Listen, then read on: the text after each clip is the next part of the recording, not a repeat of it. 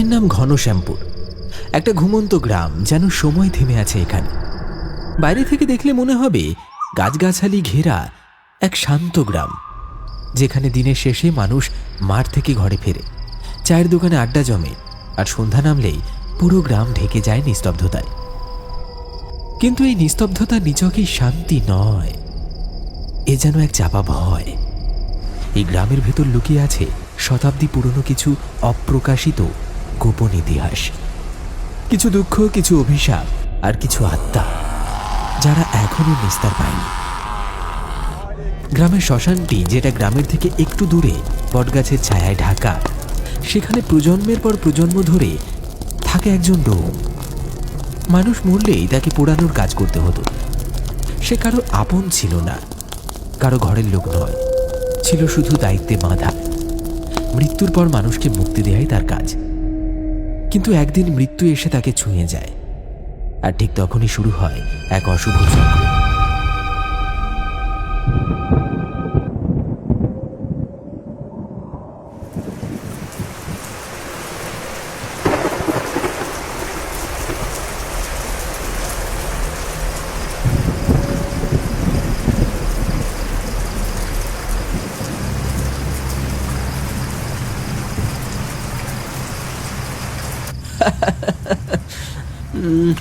তুই যে গতবার ওই হন্টেড বাড়ির গল্প বললি, তাতে ভূত না থাকলেও হার্ট অ্যাটাক নিশ্চিত ছিল রে ভাই।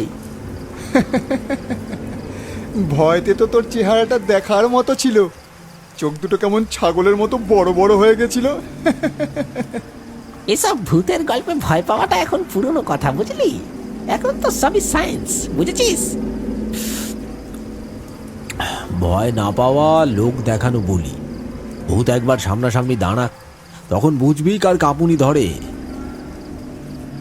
সবাই নিজেদের মধ্যে গল্প করতে ব্যস্ত। ঠিক সেই সময় দোকানের সামনে দৌড়ে এলো পচা। সে থমকে দাঁড়ায়। তাকে এইভাবে আসতে দেখে সবাই চুপ হয়ে তাকিয়ে থাকে তার দিকে। সবাই তাড়াতাড়ি চল, শ্মশানের ধারে যে ডোম থাকে না, সে মারা গেছে। সাতকুলে কেউ নেই, একা পড়ে আছে, কেউ ওদিকে যেতেও চাইছে না। পচার মুখে কথাটা শুনে সবাই একে অপরের মুখ চাওয়াচাওয়ি করছে। সুমনের চোখে অস্বস্তি, বিজনের ঠোঁট শুকিয়ে এসেছে।